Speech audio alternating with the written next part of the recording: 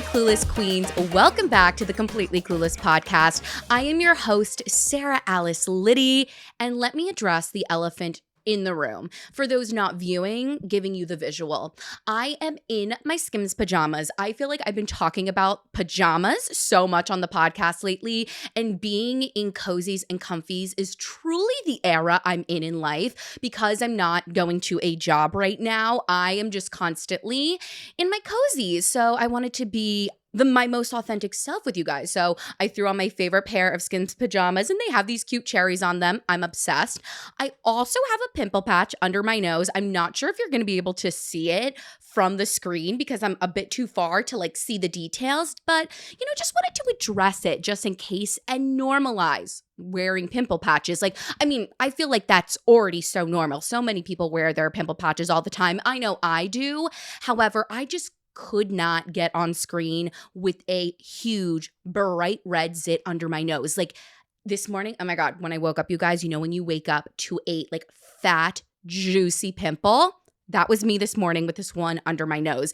And oh my God, when it like hurts to touch, oh, it was hurting so badly. But you know what? Took a deep breath and popped that sucker. So the whitehead is out, but now I just need my Clean Skin Club pimple patch to, just take all the rest of the gross shit out of that. So that's where we're at. It's also a Sunday. I'm running a bit behind per usual. I've just noticed that I'm one of those girlies. If you give me an infinite amount of time, like I will just take my time to the nth degree. I take my time far too much. Literally on Friday, I recorded what I thought was going to be this episode. However, something that I'm learning in my solo podcaster era is that sometimes it can be very hard for me to record these episodes. Like, think about it. I'm in my childhood bedroom talking to myself to a camera.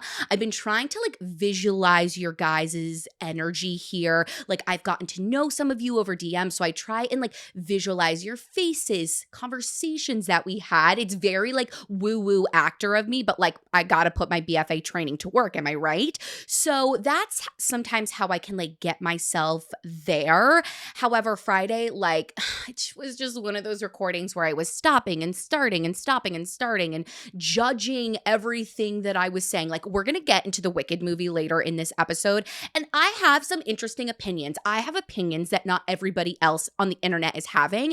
And like, I was just so unable to get through my thoughts because I was like, I'm going to lose my audience. I'm going to lose my audience. You are all going to hate me because I did not have this life-changing reaction to Wicked. However, I took a step back and was like, oh my God, girl, like that anxiety disorder of yours, she's really acting up right now. And so I wanted to try this episode again, approach it from a fresh new mind, approach it with some new things. And I think we're going to be good. Oh, but here was the point. See, I'm taking up my sweet tan. See, I'm taking up my sweet goddamn time on this story too. Back to the point is, yes, I do take my time like it's nobody's business. Like, let's say I have 3 hours to get ready. I will be late to the function and I will be scrambling. Like, I have plenty of time to get myself ready in 3 hours, right? But I'll probably spend the first hour and a half dilly-dallying on my phone or watching the show that I'm currently watching instead of getting ready. And then by the time I'm getting ready, I take like literally 20 minutes on my eyebrows because, fun fact, my eyebrows are actually my biggest insecurity. When I was younger, I think I've told this story before, I razored them and now there's just a lot of blank spots in my eyebrows. So my eyebrows take me a very long time to fill in because I'm very specific about them. I want them to look a certain way. And like, eyebrows should not take 20 minutes to fill in, but they do for me. Anyways, I will literally just take my goddamn sweet time if I have the time, and then I'm rushing. Always rushing. My makeup is never finished. Always doing the mascara on the train, in the car, literally walking, or sometimes at the function because I wasn't ready. Always arriving late. And this story started with me being late on Friday when I went out for the first time in such a long time. You guys, like, I've been in my like homebody grandma era for the past like 10 or 11 months. Like I've just really slowed down on going out in like a party way. And so usually once or twice a month, I will go out and go balls to the walls and have a crazy night. But your girl was running so late because I was trying to record this podcast, didn't wrap that until like 7 o'clock, still needed to shower, eat, and do my makeup. I ended up showing up to the function that started at 9:30 at 10:40 because I also don't live in the city now. And so I have to take that into account in my travel time as well, which can be just kind of frustrating. I ended up having to like spend money on a Lyft because like I would have to have waited later to leave for a train time. So it was a whole thing. However, even though I was late, I ended up having such a great night out. I got there so late that I ended up staying out until 4 a.m. in the morning. Like, who the fuck is she? I cannot believe I did that. But we went to a karaoke bar and just had a grand old time. And I had like 4 or 5 drinks. And for me, that will do it, like in my new era. And was just being silly, goofy 26-year-old with my friends. So even though I'm definitely in a different era, not party girl era of my life, like I pull her out every so and so once a month. I forget how I even got on this subject, but we're going to pivot into talking about like Thanksgiving Eve because I don't know about y'all, but this is my first year not doing Thanksgiving Eve. So I'm assuming that most people listening to this will know what Thanksgiving Eve is. It's currently the Sunday before Thanksgiving. So holidays are on the brain for me, as I'm assuming they are for you guys as well. And for those who don't know what Thanksgiving Eve is in the States, like a lot of hometowns, when you go home for the Thanksgiving holiday, the night before Thanksgiving, the Wednesday, usually everybody will go down to their like local dive bar or bar in their town, and you see everybody from high school and like you catch up and like whatever. I don't know how this tradition got started, but everybody I know like attends Thanksgiving Eve. And oh God, Thanksgiving Eve is uniquely unique. It's a unique type of social anxiety that I know I experience from the holiday. When I was in college, it was so much more of like a party night, like getting drunk. And like, let's be real. You run into old friends, you run into exes, you run into old flings and hookups and situationships. And like, that's a lot of anxiety to put on yourself the night before a holiday that you're going to spend with your family. And then you add alcohol to the mix. Like, what is this freaking holiday? And every year it would come around, and every year I would get so anxious for it, right? Because you're seeing all these people. Again, the alcohol is there. And I don't know, like, I just like wasn't able to sink in and enjoy it and be like, oh, it's so great to see you, and just not care. I have anxiety, duh. So my thoughts are spinning and spiraling and whatever. So I would say the ones before the pandemic for me, because I was younger, were very wild and crazy. And then post-pandemic, things have slowed down a bit. And when my friends and I went to Thanksgiving Eve last year, I was like, this is definitely my last one. Like, I don't want to do this again. I don't want to spend the night before Thanksgiving feeling anxious about who I'm going to see, what we're going to talk about. Am I going to drink too much in front of these people? Am I going to divulge something that I don't want to divulge? And I'm done with it this year. One of my high school friends texted in our group chat and she was like, have we aged out of Thanksgiving Eve? And we all wrote back, abso-fucking-lutely. Like, we are done. This is over. It was a great run. And I really hope that my high school friends and I, though, will continue to like see each other around the holidays, because it is such a great time to just like catch up. Like, to be quite honest, the pregame for Thanksgiving Eve was my favorite part of the event. Like, you got to see like the people that you were and still are very close with, and, have those warm and fuzzy feelings. Now we're adults. So like, we're making fancy drinks or having wine, and we made food, like a Friendsgiving type of situation. That's what you would usually do before the Thanksgiving Eve celebration. But I'm happy. I am happy it is over this year. And honestly, thinking about it right now, I think like post-pandemic, a reason why my social anxiety definitely increased around Thanksgiving Eve was because I was not out when I was in high school. Nobody knew that I was queer, bisexual when I was in high school. It was a secret that I was keeping. And so now when I see people from high school, I know I have a lot of anxiety about like, what do these people think of me? Like, what did they think about me coming out? Did anybody had their suspicions or did they not? Like, what, like, do they know that I'm like dating my partner, Olivia? What did they think about that? And I know like that's just how my anxiety works, like these spirals. And to be quite frank, like, let's be real, nobody is thinking about me. Like, we are all very like self-involved. Like, they are thinking about themselves, their immediate situation, not me and my queerness. But it's definitely something that would come up for me was like, gosh, like, I don't know if I want to be around people from high school because I don't know how people feel about me and my sexuality and whatnot. And I mean, I'm somebody that doesn't really lead with my queerness. Like, it's a part of me, and it's definitely something I'm learning and want to embrace more about myself. And I think for me, it's been, a roller coaster that we're still accepting and getting used to. So I think being in front of people from high school and being out is challenging for me, like point blank. So I'm kind of happy that I won't have to deal with that this year.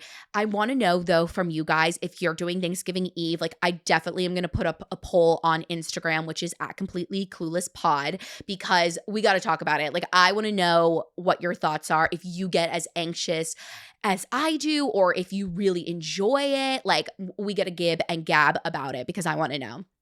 Um, and honestly, like, Thanksgiving is feeling a bit weird this year anyway, because both of my brothers aren't going to be here. I have two younger brothers, if you didn't know. Their names are Steven and Aiden. Steven is about to graduate from ASU, and Aiden goes to Santa Clara in California. So Aiden went to go visit Steven at ASU. So they're there. There was a big ASU game, and they like stormed a field and everything, like iconic.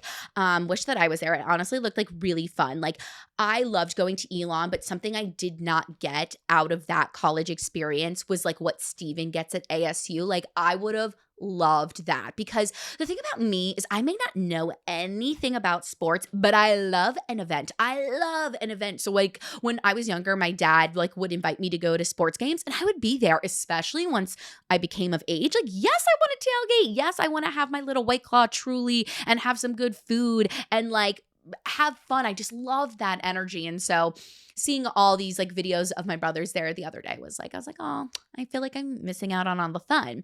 And I'm not seeing my like cousins and my aunt and uncle that live nearby because my aunt has work. So like we were supposed to see each other this weekend. It didn't happen because of snow. Like, so it's me and my parents, because Olivia is going with their family. And so we're spending the holidays with one of my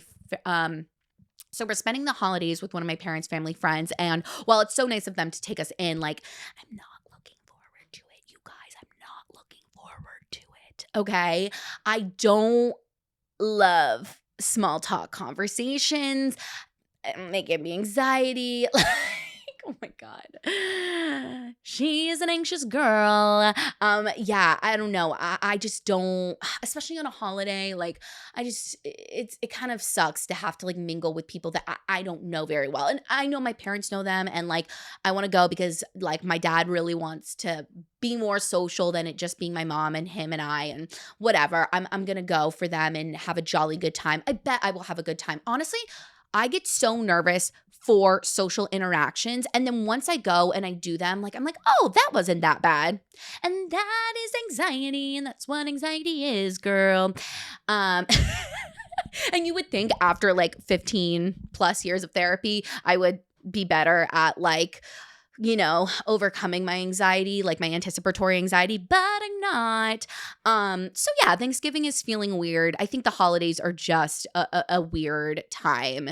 And honestly, this is going to lead me into my clueless moment about feeling lonely right now and kind of struggling with social anxiety. I feel like I've brought it up a lot at the beginning of this episode, and that has been a huge clueless moment for me. It's like over the years, I've just gotten so socially anxious and like, why? Why am I feeling so like anxious about social interactions? I like avoid them sometimes because I don't know what's going to happen or how I'm going to feel. And honestly, it's bothering me a lot. And that's why I'm bringing it up to you guys, because I'm not sure I'm liking the social person that I'm becoming at this point in my life. And I definitely want to work on it a bit.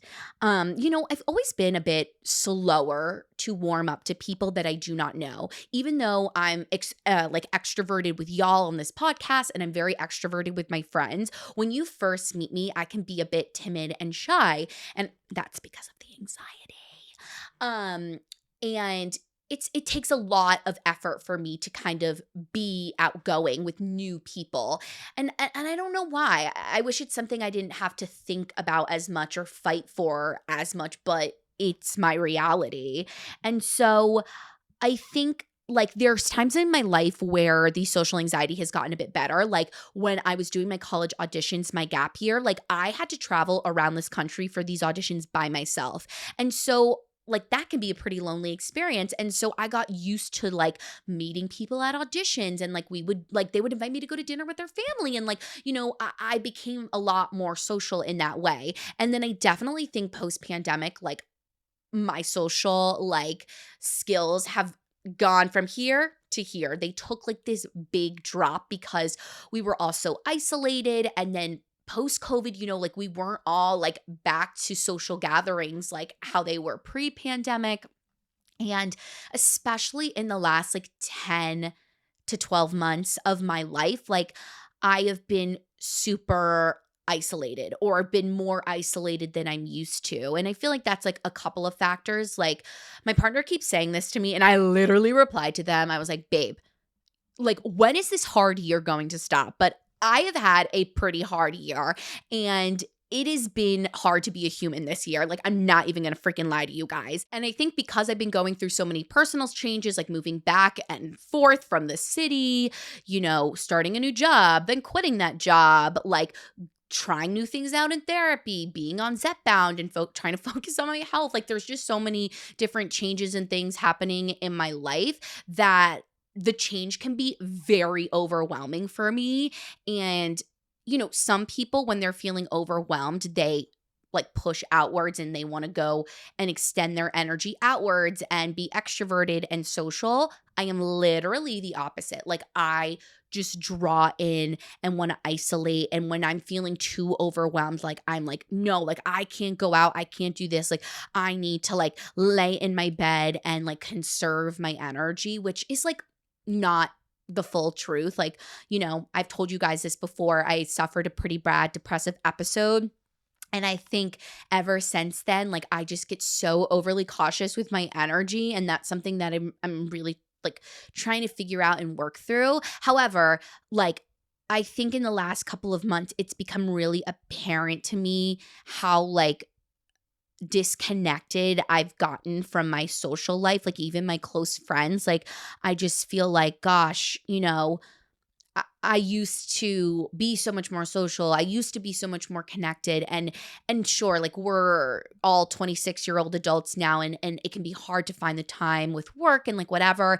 And I just think that I've leaned so heavily into more like isolation, into not going out, into like wanting to sit on my couch and veg and like whatever, that it's kind of like affected my social life. Like when I was out on Friday, you guys, like something that was kind of swirling through my head was I was there for a friend. She works on SNL, and they have these like off weeks, like where the show isn't on. So they have the weekends available, which she doesn't get often. And so she had all these friends at a karaoke bar just to like see everybody. And I was looking around, I was like, wow, there's so many people that like came and showed up for her. And I kind of like looked at my my social life, and I was like, I don't get me wrong, I love my few close friends that I have very meaningful relationships with. Like, I rather have those meaningful relationships over just like acquaintances and however. But I think being in this room full of people, mostly people that one of my friends has met post grad, sort of made me realize, and even my old roommate, one of my best friends, Liz, like seeing her also extend her social circle has just like made me realize how I haven't made that many friends post grad, and it's made me feel like pretty insecure about myself and kind of lonely. Like, I see a lot of my high school and college friends like going and hanging out with new connections and new people, and I haven't not had that experience. Hey Ellie, if you're listening to this, Ellie is a work friend of mine that I made at my old job, and like really the first like close post grad friend I've had, but like I haven't made many others, and I'm starting to feel bad about it, you guys. I'm starting not to feel good about myself, and I'm starting not to feel good about it. Yeah, like I'm feeling lonely and disconnected, and I'm kind of completely fucking clueless about how to make friends. And I think I'm scared of the rejection of making friends. I'm like, I think because I'm also kind of struggling with like my identity and sense of self, like I'm also struggling with like anxieties about like, oh, will people even really like me, or like what are we going to talk about, and like all these things. Like I just like I don't know if you guys feel this way, but like I just haven't had to make friends, like be actively making friends in so long. Like even when I got to college, I didn't have to like try so hard to make friends because I was in this really specialized program at Elon, like getting my BFA. Each class there had like 20 to 25 kids in it. There was only 80 kids in the program. We had parties every weekend. So like I kind of was put into this like sorority, almost like this built-in club when I got into college. So I didn't have to work that hard to meet people. Like obviously like I formed my closer friendships out of like that group of 80 people, but those people were just like put in front of my face. Whereas now being an adult, like I have to actively go seek those friendships, and it makes me so scared. It makes me so scared because, yeah, I'm just like, oh God, like, what if nobody wants to be my friend? Or, like, what if I'm unable to find anybody to be my friend? And so, yeah, I'm just having a lot of clueless moments about, like, my social disconnection and feeling self-conscious about, my lack of a big social circle, and wondering how to change that. And I wanted to bring it up because I am a little bit embarrassed, like admitting this to y'all. And I can imagine that this is probably not like an unusual feeling that like, some people post grad are put into situations like my friend Erin with SNL, kind of like my college program. They have like classes, like the Page program, that's what it's called. And so you're with this group of like 30 kids, and you're able to like make friendships from that, right? And so like, I wish I was like I had something like that right now. And yeah, I think I'm just like yearning for friendship and or yearning for connection, because also since moving home, it's so interesting because, I talked on the podcast when I lived in the city about how like I just like wasn't happy like living in the city.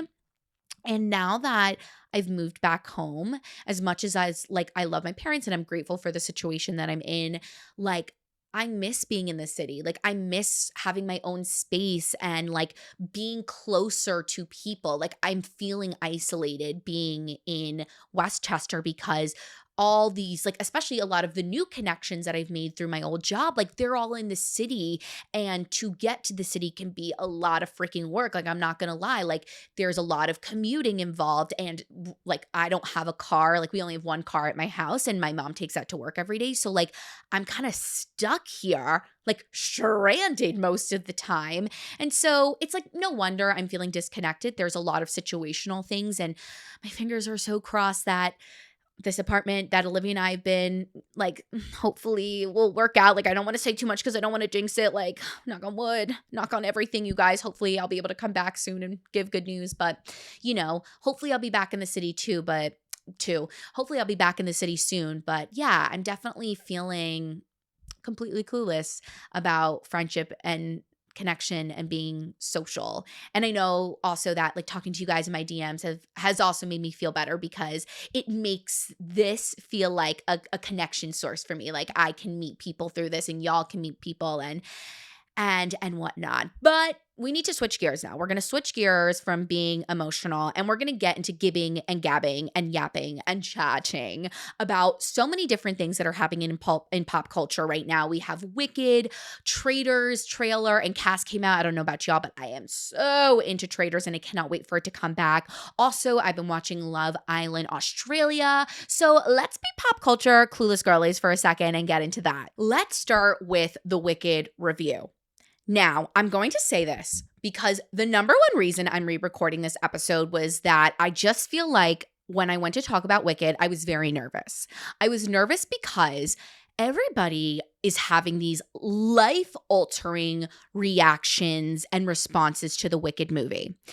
And I did not. And it's making me judge myself and feel self-conscious about my love for Wicked. I'm not even going to lie to you guys. Like, I am embarrassed that I didn't leave that movie theater hysterically crying. I'm embarrassed that I was watching the movie and was so distracted by my dislike of some of Ariana Grande's acting choices that like I wasn't able to really take in the movie. So I will preface all of this with I'm going to see the movie again tomorrow with one of my besties, Steph. I'm super excited about it. I love Wicked. Wicked is the reason I started musical theater. I went and saw the original cast with my parents in what was it, like 2003 or something like that? Like I was in third grade, I think. And I don't even remember how or why they got the tickets. I just remember like being at a family friend's thing and like we're like, oh yeah, we got to leave early because we're going to see Wicked.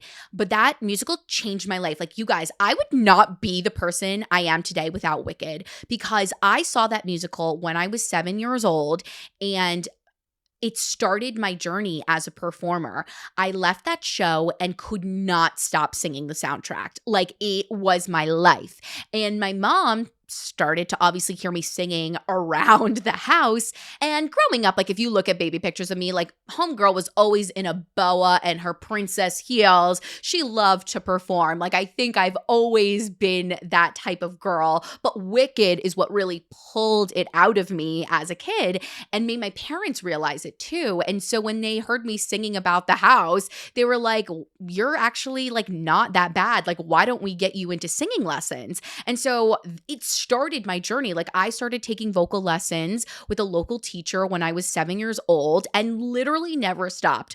I can remember my childhood voice teacher coming over for the first time. She brought the Wicked score. We sang Popular. Popular was my first ever vocal recital song. Like that's what I sang at the end of the year of my first year of vocal lessons. And so this show has had such a profound like impact on my life. It started my career and life in performing in musical theater and singing. And so to not have this like literally like hysterical response to it kind of made me feel embarrassed. Like I remember walking out of the theater and Olivia was like, what did you think? And like, I was just like, why am I not crying?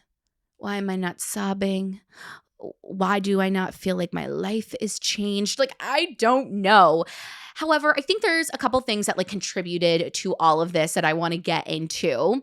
And I'm hoping that by seeing the movie a second time, I can kind of just like sit back and relax and not put so much pressure on myself to have a reaction to something and just take it in and enjoy it. Because what I did experience watching Wicked was that this is the piece of art that made me so much of who I am today. And that's what made me emotional. And I can literally like feel my tears a little bit coming. Like I was watching it and I was just remembering like me just falling in love with theater and falling in love with singing and falling in love with being up on a stage. And that's what I was feeling during that show during the movie in that like emotional way.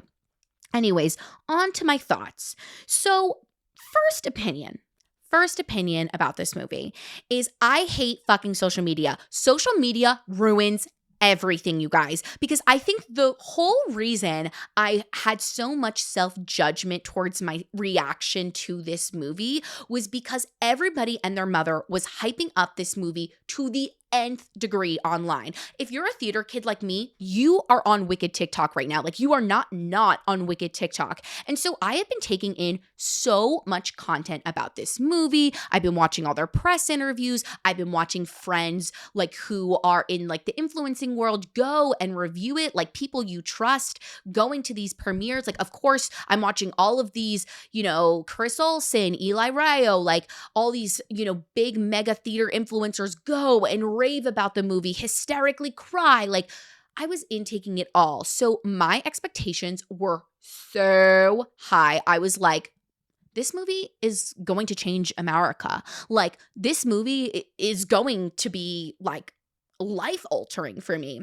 And so when I went to my local AMC Dolby Cinema on Wednesday at 6:00 and I wasn't a brand new person after walking out of that theater, like, I was like, what's wrong with me? What is wrong with me? What is wrong with me? Like, am I not a true theater kid? And I definitely think the hype on social media contributed to me feeling maybe a bit disappointed by the movie. And I think other people have had this reaction as well. Like, I'm finally starting to see some content of other people who were like, okay, wait, is anybody else feeling like not totally life altered by the Wicked movie? And once I started seeing that stuff, I was like, okay, like maybe my opinion and my experience is valid, because literally, like, I was not seeing anything on social media about like the experience that I was having.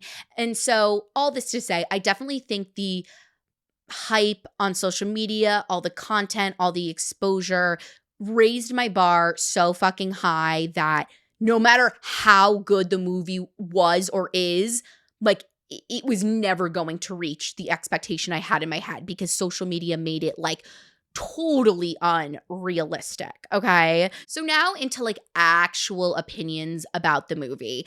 My most controversial opinion about the Wicked movie is I personally did not love Ariana Grande's performance as Galinda. Don't come for me. Please do not come for me. I am not an Ari hater, okay? I had no qualms with her being cast in this role. I thought this was great. This is her dream. And I will say this, I agree with everybody saying it is beautiful to watch somebody live out their dreams, both her and Cynthia Erivo. It is beautiful to watch that, because I have dreams, and I hope that one day when those dreams come true, or like dreams that I don't even know that I have come true, like people will be happy for me. So I'm not a woman hater, and I'm not like somebody that can't feel joy for other people, right? It was so cool to see somebody's dream come true. Like that video of her where they tell her that she's playing Galinda, like, like it makes my heart so happy, because as a theater girl and as somebody that has experienced a lot of rejection in this theater world, like, when you get something like a role that you want to play, like, it is so exciting. It is this breath of like exhilaration. You're like, oh my God, I did it. Like, I am going to get to fully play and realize this role that I really wanted. So that is what I will say about that, is that I had no qualms with her playing this role. I think for me personally, I was distracted a bit by like, oh, this is Ariana Grande playing Galinda. So I think like at first I was in that headspace, because with Cynthia Erivo, I felt there was such a transformation to Elphaba and to the fourth wall. Whereas Ariana, I don't want to say she's acting out Galinda in the real world, but she's definitely portraying a lot of the character in herself in the real world. She is definitely bringing the character to her facial expressions, to how she's posing on the red carpet, to how she's speaking. And, Austin Butler Elvis. He was literally talking like Elvis for 400 fucking years, and that was annoying. Like, I get it. Some people really method act and really immerse themselves in that character, and the lines can get blurred. However, I think that line blurredness is hard when you're trying to get into the world of the movie and get into this other thing that's not real, into the story, right? Because now I'm watching it and I'm like, oh, like this is how Ariana, like this is just Ariana, you know what I mean? Versus Cynthia, like at least for me personally, like I don't feel like she's being Elphaba Elfie in real life. Like I feel like she is Cynthia Erivo, and then when I saw her in Wicked, she transformed into Elphaba. And then another thing about Ariana's acting choices that I didn't love as much is I feel like she brought a lot of timid, meek, demure energy to her rendition of Galinda.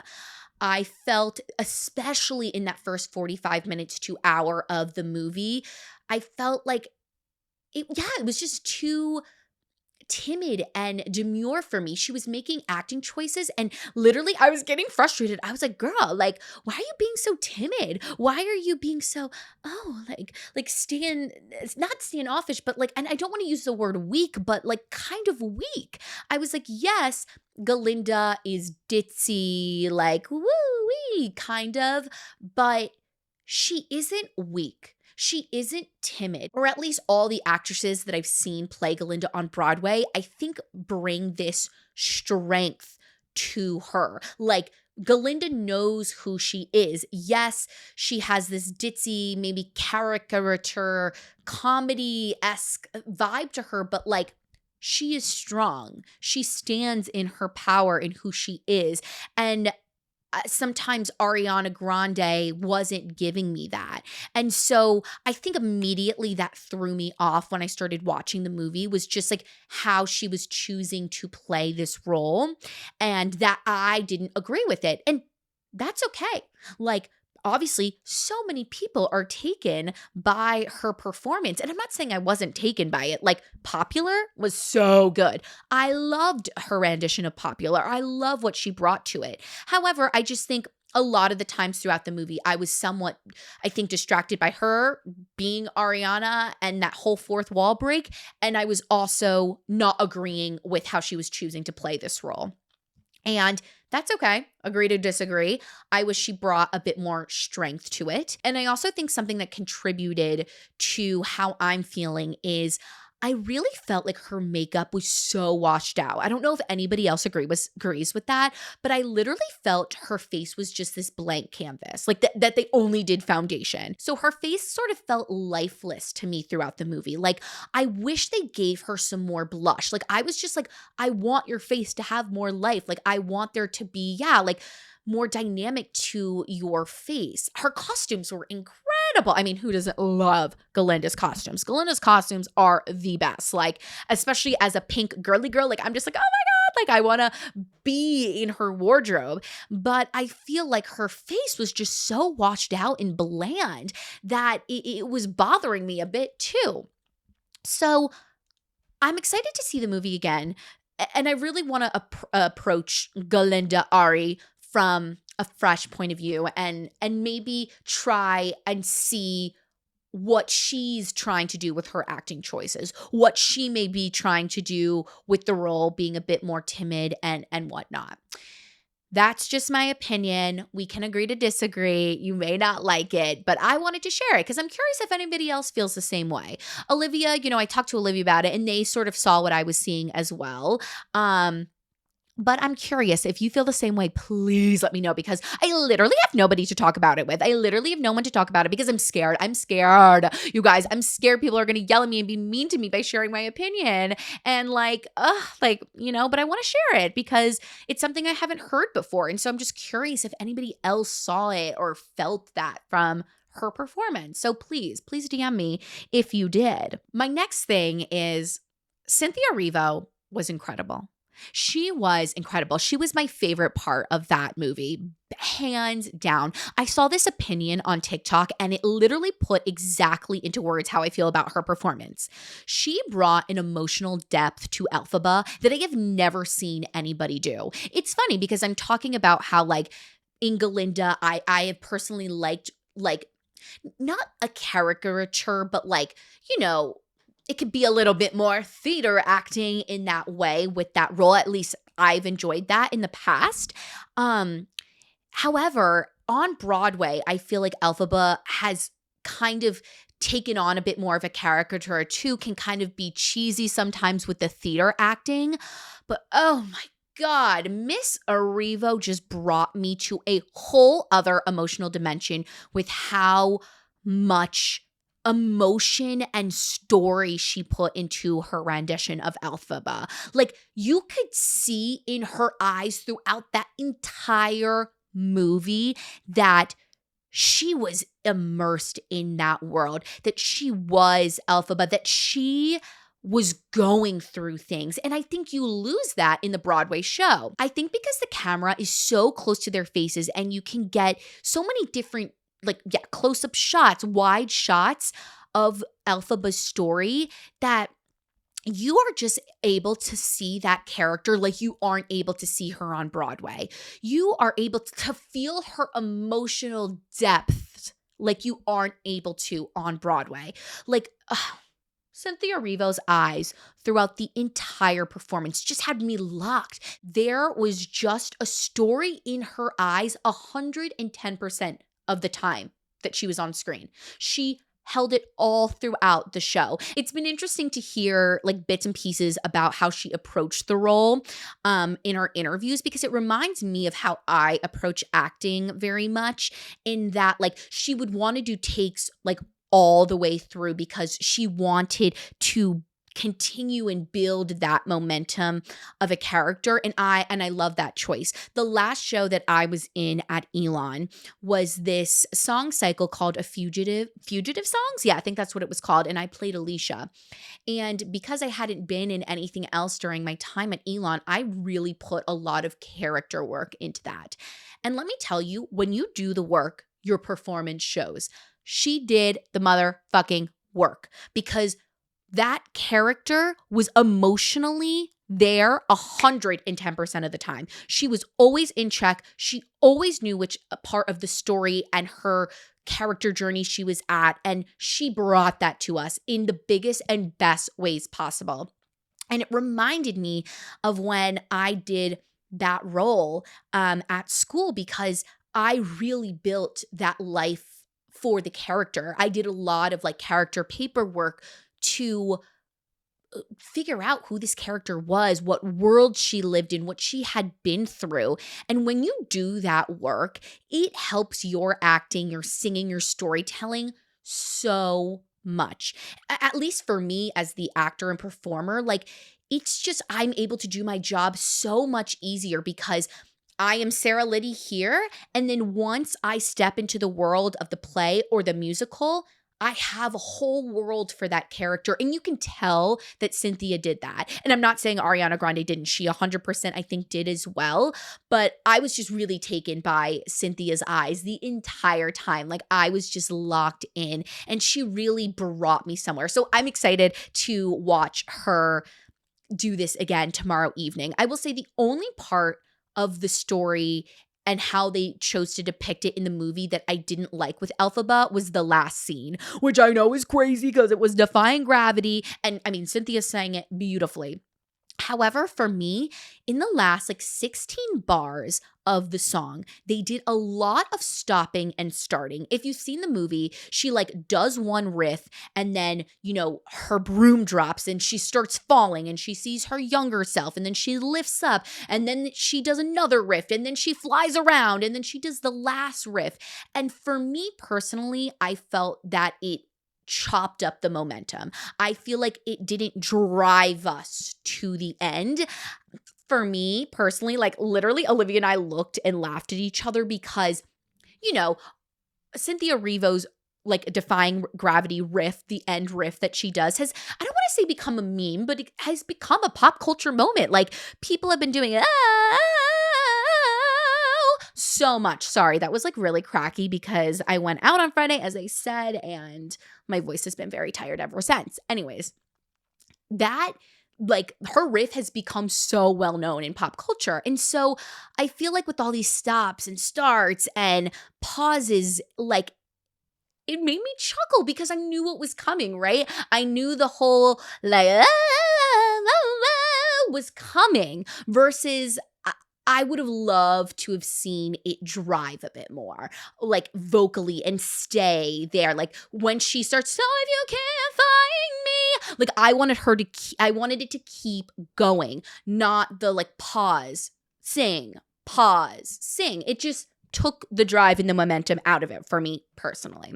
So yeah, those are all my thoughts on Wicked right now. Honestly, like I think I just feel so taken aback. This is so losery. This is so losery and weird of me. But literally, I'm just so taken aback that I didn't have this like life-changing experience like everybody else. And like we all know social media is fake. So I bet there is a lot of fakeness to the tears and to the, oh my God, Wicked is so good. Me before the Wicked movie. Me after the Wicked movie. Like, I bet there is fakeness to all of that. Like, we're all putting on somewhat of a performance when we get on social media, right? Like, whether we like it or not. But I'm hoping that tomorrow, especially because I'm going with one of my like theater friends, like it'll be a different experience. Actually, the girl I'm going with, Steph, we sang "What Is This Feeling" at her senior recital, and she had shared it on social media today, and it made me happy, and it made me be like, wow, girl, like maybe you should start singing again. New character arc for Sarah Liddy. We'll see. I did warm up before this, especially because my voice was so tired. Okay. I'm going to get into Love Island Australia like super duper quickly. I bet like 5% of you are even watching it. But if you're not watching it, this is your sign. This is your sign to watch Love Island Australia. It is so good. Like I love a good season of Love Island. Sometimes I feel like at the beginning, Love Island is definitely a slow burn. Like those first 4 to 5 episodes, you're either going to get me or you're not going to get me because look, they're getting to know each other, they're meeting each other. So there is a lot of slow energy to it all. There isn't a bunch of drama yet. But let me tell you, Love Island Australia brought the drama so quickly and it hooked me. It's sort of like the current US season that happened over the summer that everyone was so taken by. And that's what I feel like will make or break a Love Island season is those first 4 or 5 episodes. If that cast is not able to lock in on drama and connection quickly enough, the viewer gets bored. I feel like it was the last season of UK. Like I tried to watch it. I couldn't get through it, you guys. I couldn't do it because there was just something that wasn't there for me. But that isn't the case with Love Island Australia. Let me tell you, they have brought it since the first second, okay? So I'm going to go through some of the characters and storylines that I have enjoyed or have opinions on like super quickly because I didn't think that my Wicked review would take so long, but it did. Love Island Australia starts off super strong with the meanest mean girls I have ever seen mean in my life. Like I was watching and I was like, Hannah, the blonde one, is 1,010% Regina George. Xanthi is, what's Amanda Seyfried's? Oh God, Regina, Gretchen. Oh my God, why am I blanking on Amanda Seyfried's character in Mean Girls? Karen. Okay, so Hannah, Regina, Xanthi, Karen. And she's not stupid, but she's 21 years old. And you can tell it throughout her time on the island with her emotional maturity about her situation, okay? And then we have Elisha, who is Gretchen. Elisha was insufferable to watch. And honestly, I felt like she brought out the mean girl in Hannah because ever since Elisha got voted off pretty early. Oops, spoiler, sorry guys. But she gets voted off pretty early and it was interesting those first couple episodes because it honestly felt like there was a divide between the girls. There was Hannah, Xanthi, and Elisha, and then there was Em and Mimi on the other side, and then the bombshell who came in, Soph. Because Hannah, Xanthi, and Elisha were like hating on the other girls. And I feel like that doesn't happen a lot on Love Island. Like, even though girls, people, boys can get jealous too, like, even though people are coming in and making connections with somebody that you have connections with, like whatever, they're usually able to like put that aside and still form these like close friendships. But in the first couple of episodes, I was honestly worried about the female friendships on this season because it felt like the mean girls, were just so rude and hating on the other women in the villa. And I did not like that. I was like, no. I was like, you all are acting so insufferable right now, those three mean girls. Like, I was like, please. They were just being so rude. And when the first bombshell Soph comes in, like the way Hannah and Elisha were acting were just, oh God, it was so nasty. And like, I feel like Xanthi was just their little like minion. Like homegirl just like doesn't have enough of a personality or sense of self that she just like got swept away in it. So when Elisha was taken out pretty early, I was happy about it because it kind of softened Hannah a bit, or at least what I was viewing was like, okay, the women over the next few episodes really came together and Hannah was being nicer and like they were forming bonds. Like, I'm on episode 12 now, and now Hannah really likes the girl Soph that she was an absolute bitch to at the beginning, okay?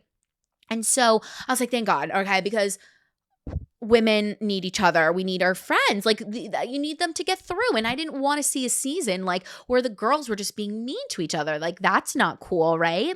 And the one guy that's really standing out for me right now, 12 episodes in, is this guy named Zane. He was with the girl Xanthi, who has no sense of self. Like this girl was like a 21, 12-year-old. Like she would sob, you guys.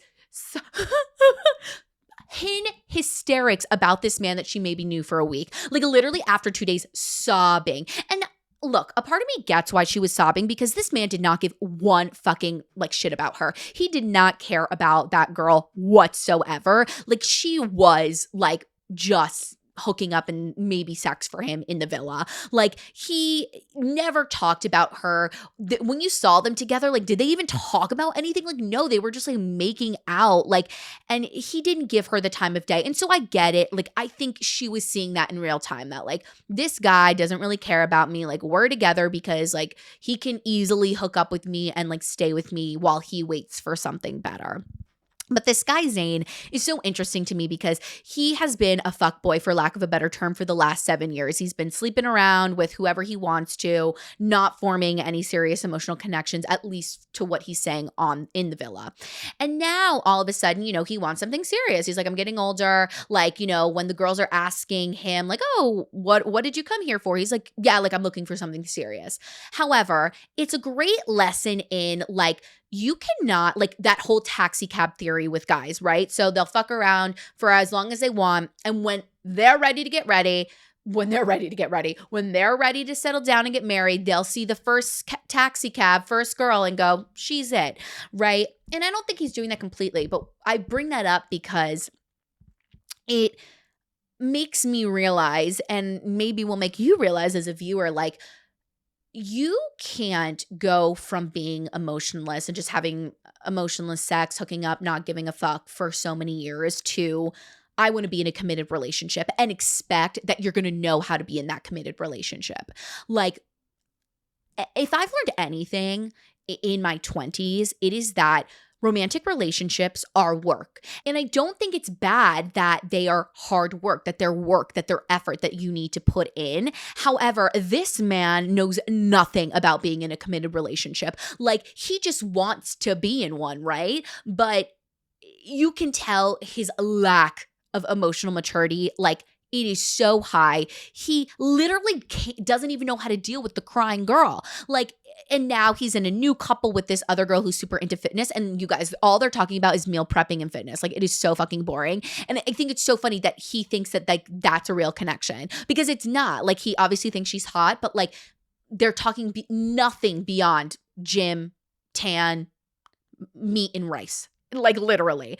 It's really interesting to see that man interact and think that he's going to walk away with a wife from this. I'm like, bro, you need to go to therapy first. You need to go on some dates and really figure out how to emote and what you want in a relationship, because right now what you're doing is just not it. Like, he just like does not give me good energy. The girl M, oh my God, I'm obsessed with her, you guys. Like, I'm like, how are you not queer? I bet she is to some extent, but like she gives me gay queer vibes. And I just think she is one of those people that is just like so effortlessly cool. Like she wears the coolest stuff. Like her tattoos look so cool on her. Her hair is so cool. Her fluffy eyebrows. Like I'm obsessed. Like I'm just so obsessed with her. And she's with this guy now. His name is Taylor, but I think he may be turning his head, which is sad because I think it's been really cute to see them like be in their relationship because they're very like different from each other's normal type. And I think that like goes to show like you can, you know, fall for anybody and you never know what's going to happen. So I've really loved watching them live out their romance, but I think it's going to stop, which is so sad.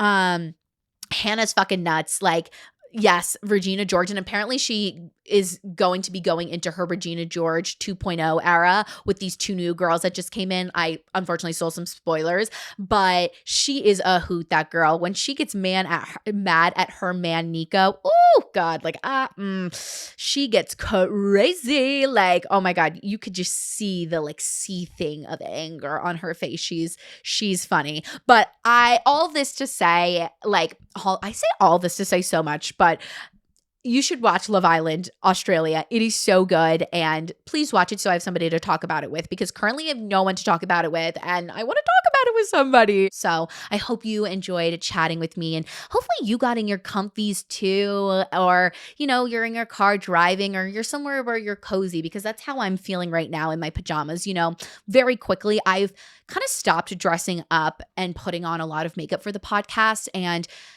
I'd be lying to you if I said that I think maybe it affects like the podcast performance in some ways. Like I'm not beautified with all my makeup and like a cute outfit and whatever. And I bet there'll be a point where I get back to that at least a little bit. But I think the era that I'm in right now, like being in my childhood bedroom, like with the fire in the back, it's cozy vibes for me. And yeah, I just kind of want to like be able to be my most vulnerable self with you guys so that like you can be that with me too. And that's me being in my comfies right now. Like that's just who I am. Comfies, no makeup, pimple patches. Like that's my era, especially not having to like get up and get dressed for work. So always feel free to put on your cozies and listen to the pod. I feel like that's the way to listen. Anyways, thank you guys so much for listening to this episode of the Completely Clueless Podcast. You can follow me on TikTok, the podcast on TikTok as well. Let's do the podcast first at Completely Clueless Pod on TikTok, Instagram, and YouTube. And you can follow me and all of my personal journeys on at Sarah Alice Liddy on TikTok and Instagram. Thank you guys again so much for listening. Thank you for being clueless with me. Thank you for DMing me and supporting me. Again, you have no idea how much it means to me. Love you guys so much. Have a terrific Tuesday. Have a wonderful week. And do not forget to be motherfucking clueless. I love you guys.